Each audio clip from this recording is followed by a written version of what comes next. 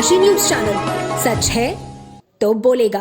Corona virus के नए JN.1 variant ने अब काशी सहित पूरे उत्तर प्रदेश में अपनी उपस्थिति दर्ज करा दी है। प्रदेश में इस वेरिएंट से पहली मौत आगरा में होने के बाद स्वास्थ्य महकमे में चिंता बढ़ गई है। काशी हिंदू विश्वविद्यालय में भी 2 नए कोविड मरीजों की पुष्टि हुई है, जिसके बाद प्रशासन और स्वास्थ्य विभाग ने कोविड रोकथाम की तैयारियों को और तेज कर दिया है।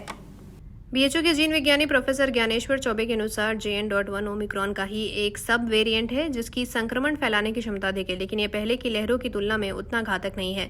उन्होंने आश्वस्त किया कि इससे घबराने की आवश्यकता नहीं है। प्रोफेसर चौबे ने अनुमान जताया कि यदि देश में चौथी लहर आती है तो इसका प्रभाव 21 से 28 दिनों तक सीमित रह सकता है और ये दूसरी लहर जितनी जानलेवा नहीं होगी।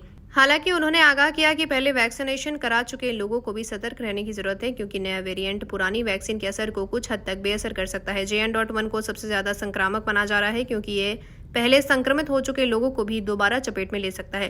विशेषज्ञों का मानना है कि टेस्टिंग और जीनोमिक सीक्वेंसिंग ही किसी नए वेरिएंट की सक्रियता का पता लगाने का एकमात्र जरिया है। प्रोफेसर चौबे ने यह भी बताया कि इस वेरिएंट का असर अप्रैल मई जैसे गर्मी के महीनों में अधिक तेजी से फैल सकता है, इसलिए गर्मी में भी सावधानी बरतनी होगी। उन्होंने पूर्व की लहरों का जिक्र करते हुए बताया कि पहली लहर में सख्त प्रतिबंधों से गति धीमी थी, जबकि दूसरी लहर कम प्रतिबंधों और वायरस की तेज प्रसार दर के कारण अधिक घातक साबित हुई थी। तीसरी लहर अफ्रीका से शुरू होकर भारत में लगभग 28 दिन तक सक्रिय रही थी। स्वास्थ्य विभाग ने आम जनता से अपील की है कि वे घबराए नहीं, लेकिन कोविड उपयुक्त व्यवहार का पालन करें। मास्क पहनना, नियमित रूप से हाथ धोना और भीड़-भाड़ वाली जगहों से बचना आवश्यक है। यदि किसी में कोविड के लक्षण दिखाई दे तो उन्हें तुरंत जांच करानी चाहिए और दूसरों से दूरी बनाए रखनी चाहिए। देखिए, कोविड एक लंबे समय तक हम लोग देख रहे हैं, 3 वेव्स भी इंडिया में आ चुकी है।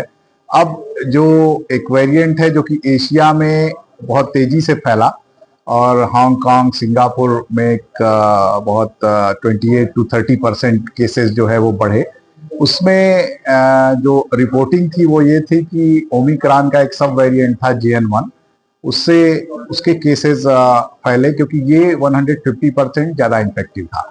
लेकिन अगर हम सीवियरिटी की बात करें, इससे गंभीर रूप से बीमार होने की बात करें, तो उसमें ओमिक्रॉन के समय से ही जो रिसर्चेस हुए उससे ये समझ में आया कि ये अपर रेस्पिरेटरी ट्रैक्ट में इन्फेक्शन करता है।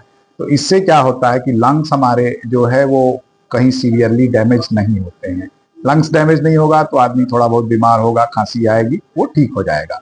लेकिन इन्फेक्शन देखिए, अब हमको एक चीज डिसाइड करना होगा कि हम या तो इन्फेक्शन नंबर काउंट करें और या तो हम उसकी सीवियरिटी देखें। आप सिंगापुर में देखें, लगभग 50,000 के आसपास केसेस है, मात्र 2 लोग ICU में गए हैं और वो भी कोमॉर्बिड थे, ज्यादा एज वाले थे। अमेरिका में भी कोमॉर्बिडिटी और ज्यादा एज वालों की ये स्थिति है कि वहां लगभग हर वीक ऑन एवरेज 300 मौतें हो रही हैं कोविड की वजह से। तो ऐसा नहीं कि कोविड चला गया था, लेकिन चूंकि अब इसकी इन्फेक्टिविटी ज्यादा है और दूसरी चीज की ये वायरस जो है अब हमारे अंदर जो एंटीबॉडी थी उसका लेवल धीरे धीरे डिक्रीज हो रहा है। तो एंटीबॉडी का लेवल घटने की वजह से हम इस वायरस से इन्फेक्ट होने के चांसेस हमारे बढ़ गए हैं। पूर्वांचल की खबरों से जुड़े रहने के लिए आज ही सब्सक्राइब करें हमारा YouTube चैनल डनकाशी और हाँ, लेटेस्ट अपडेट्स के लिए बेल आइकन को प्रेस करना ना भूलें। और आपके पास है कोई जानकारी या है कोई सूचना तो हमारे दिए गए नंबर पर आप हमसे संपर्क कर सकते हैं।